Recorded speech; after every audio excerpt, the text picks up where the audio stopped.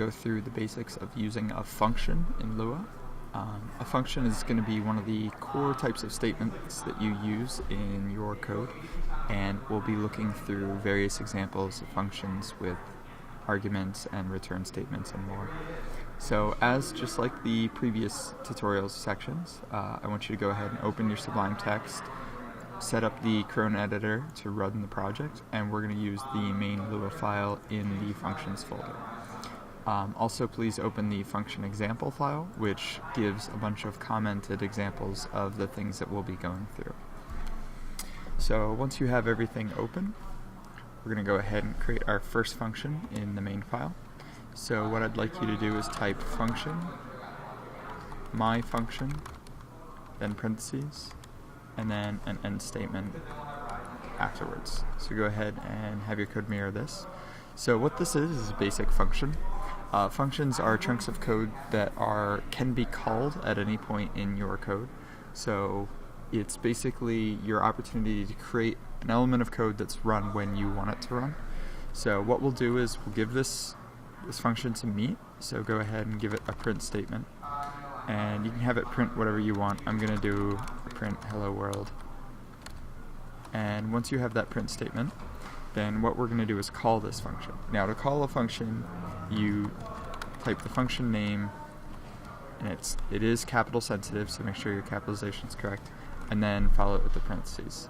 So now this will call this chunk of code. So you'll see it says hello world now.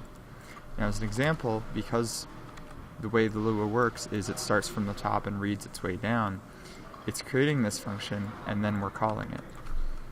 If we were to call it first, you'll see it will not work because this function has yet to be created. So the order in which things are structured is very important. The function has to have been read by the interpreter before you can call it.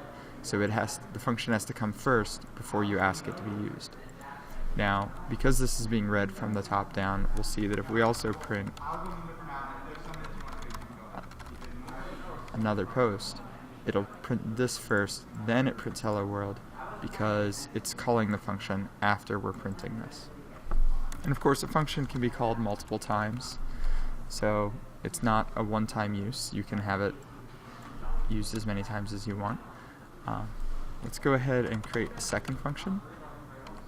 I'm just going to name it second function.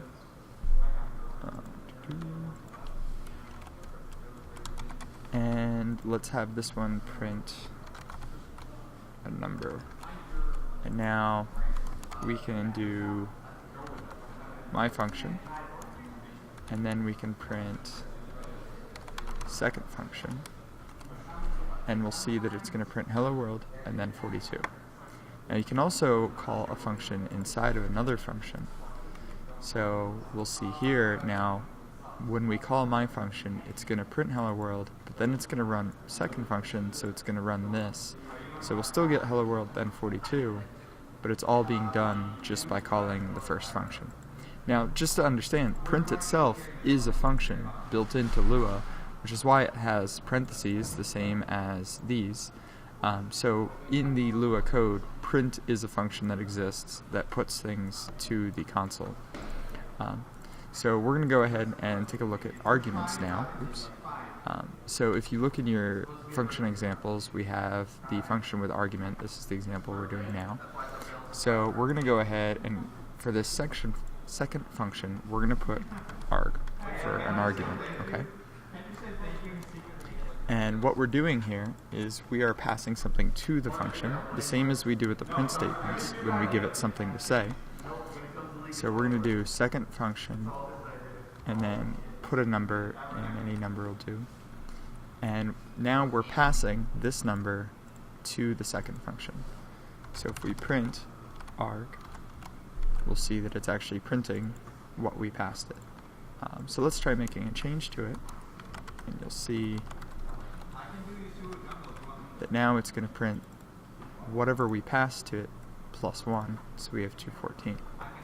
Now, when you pass an argument to a function, it doesn't actually pass that variable if you pass a variable. So to give an example, if we create a variable and we pass that variable, when it adds 1 here, it's not actually adding 1 to a variable, it's adding 1 to arg, which is being temporarily created for this function.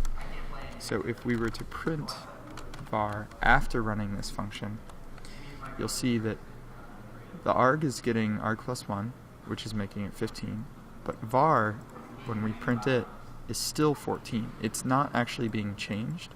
When we pass it to this function, it's just creating a temporary, what's called a local variable, and we'll cover those later in the next section with the scope element. So here we have an argument being passed.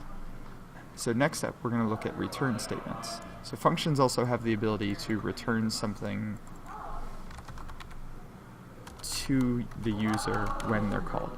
So let's go ahead and create return function. And what we're going to do is have it return a number. So we'll have it return a number. And what you want to do is go ahead and just put, var variable, whatever you want to name it, to the return function. And what's going to happen here is now when this function is called, it's going to return, which means kind of give back 18. And what we're doing is we're telling var to be assigned to whatever the return function is returning. So if we print var, we'll see that it will print 18, because var is being assigned 18 when this returns it to here. So if we did, 18 plus 2, you'll see that var prints as 20. And of course, we can then change var around after we use the function, and this print statement will come up with a different value because var is still a variable and it's still treated every way the same. So that's the basics of a return. So now we're going to look at some examples of using multiple returns, multiple arguments, and arguments and returns together. So with a function, it's not required to use only one argument or one return statement. So what we'll do is we'll create the multiple function. And what we're going to do here is play around with having multiple returns and multiple arguments. So let's give this an argument 1 and argument 2. So now when we call this function, we want to give it 2 items instead of 1. So we'll call multiple function and we'll give it 2 things. So let's give it 14 and then give it true. So now if we print arg1 and arg2, you'll see that it's going to print 14 and then true. And of course we could do these in the other order if we wanted. So print arg2 then arg1, it'll be true and 14. So this is receiving 2 different items. And the same as actually this print statement is a function and it's receiving 2 items. So this is doing the same as this is, it's just that the print statement was made by Lua in the language specifically for its use. So we can see here we can call this function a second time with different variables, and then we'll get it to print these, and then it'll print these. Every time the function's called and arguments are passed, there's a new version of those local arguments created. So the 14 and true are different from the 325 and false because they're created for this use of the function as compared to this use of the function. So you'll see here, we can have multiple arguments. And we can have, plenty of arguments. You could go as far as you need. Now, if you call an argument that wasn't passed, so you'll see here we're still only passing 2 arguments, but this can take up to 4. It will function unless you try to call those. So now we're asking for argument 3. This is working because we're just printing it. But if we said, let's say arg3 equals arg3 plus 1, this will not work because this does not exist yet. And it doesn't exist because we never passed a third argument with these functions. So if I did something like arg1 equals arg3, this will still fail because it does not exist yet. So this actually works because we just passed the value of nothing, of nil, which means there is no value to 1. So now you'll see here we have 1 becoming nothing as well. So when you pass variables, you need to be certain that you're passing all the arguments necessary to make the function work. So we'll give this one a few more values and see how it works. You'll see now this first one, we have 15 true and 15 because argument 1 becomes argument 3. So they're both 15. 2 is still just true. But then for the second time, there's still 2 nils because argument 1 becomes 3 and 3 doesn't exist. So then 1 doesn't exist because we're telling it to be the same as 3. So that's an example of multiple arguments. Now let's take a look at multiple return statements. So the examples are all here as well. So with multiple return statements, what we're going to do is when we return, we can give it more than one item. So let's give it 14 and true. Now, the same as before, it's all about how many things that you give it that you're going to actually receive. So if we say var equals multiple function, then print var, we'll see that var comes out to be 14 because we are returning 2 things, but on this side we're only actually accepting 1. So if we put second var, then printed that, we'll see that you actually get the 14 and the true because we're accepting 2 items and it's returning 2 items. So if it's returning more than one thing, you actually need to have more than one variable to accept those items. So on the other side of that, if this only returned 1 item and we have 2 here, you'll see that second var becomes nil, which means there is nothing. So because it's not returning a second thing, this becomes nothing because it isn't actually receiving anything. So that's the basics of returning multiple items. So now let's take a look at what functions are most used for, which is giving arguments and returning objects. So what we're going to do is we're going to give this an argument, and let's go ahead and create a variable, and then we're going to pass that variable to the function. So now var is being passed here. If we print arg, we'll see that it's printing 15. But now let's have it do something to the var and return. So what we'll do is arg equals arg times 2.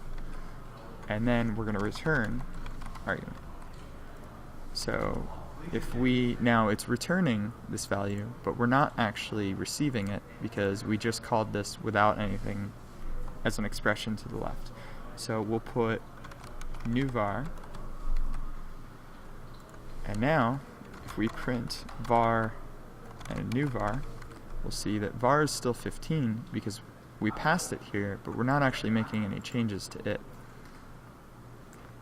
But because we're multiplying the argument and returning it to this becomes 30. So we have 15 and 30. Now if we tried to print arg, the statement we used here in this function, we'll see that this comes out to nil because it only exists in this function as long as this function's running. So for these 3 lines of code, arg exists, but as soon as this is done, it no longer exists. It's local to this function, which, like I said, we'll cover in the next section as well. So this is an example of using an argument and a return statement. In the next section, we're going to cover some data types. We'll be looking at tables, strings, how they actually work, as well as scope of locals compared to global. So see you in the next section.